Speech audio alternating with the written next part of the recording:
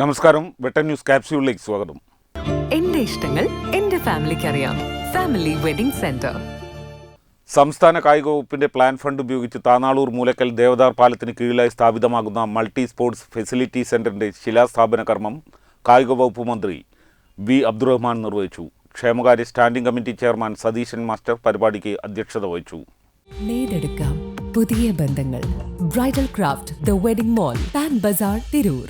താനാളൂർ മൂലക്കൽ ദേവദാർ പാലത്തിന് കീഴിൽ സ്ഥാപിക്കുന്ന മൾട്ടി സ്പോർട്സ് ഫെസിലിറ്റി സെന്ററിന്റെ ശിലാസ്ഥാപന കർമ്മം കായിക വകുപ്പ് മന്ത്രി വി അബ്ദുറഹിമാൻ നിർവഹിച്ചു. ഈ കോർട്ട് ആദ്യം നല്ല പുല്ല് പാകിയിട്ടുള്ള നല്ല ഗ്രൗണ്ടായിരുന്നു. അപ്പോൾ അത് കുട്ടികൾക്ക് ഉപയോഗിക്കാൻ പറ്റുന്നില്ല എന്നാണ് അവരൊക്കെ പറയുന്നത്. അതൊരു അന്താരാഷ്ട്ര നല്ല നിലവാരമുള്ള പിച്ചാണ്. ഫുട്ബോളിന് സാധാരണ അതാണ് ഉപയോഗിക്കുന്നത്. ഇപ്പോൾ സ്പോർട്സിന് കുറെ കൂടി സൗകര്യമുള്ള ഒരു കോർട്ട് വേണം എന്ന് ഒരാവശ്യപ്പെട്ടപ്പോൾ മഹാത്മാഗാന്ധിയുടെ പേരിലുള്ള ഒരു സ്റ്റേഡിയമാണ്.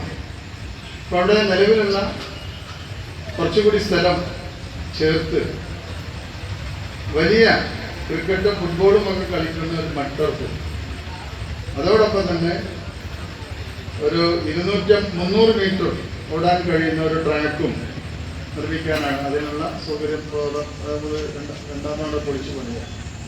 ആ ഒരു പ്രവൃത്തിയും ഇതിൻ്റെ കൂടെ തന്നെ നടക്കും. Sports Kerala federation executive engineer Muhammad Ashraf പദ്ധതിയെ സംബന്ധിച്ച റിപ്പോർട്ട് അവതരിപ്പിച്ചു. SSLC, +2, USS, LSS പരീക്ഷയിൽ ഉന്നത വിജയം നേടിയ വിദ്യാർത്ഥികളെയും കുടുംബശ്രീ, ഹരിത കർമ്മസേന അംഗങ്ങൾ തുടങ്ങിയവരെയും ആദരിച്ചു.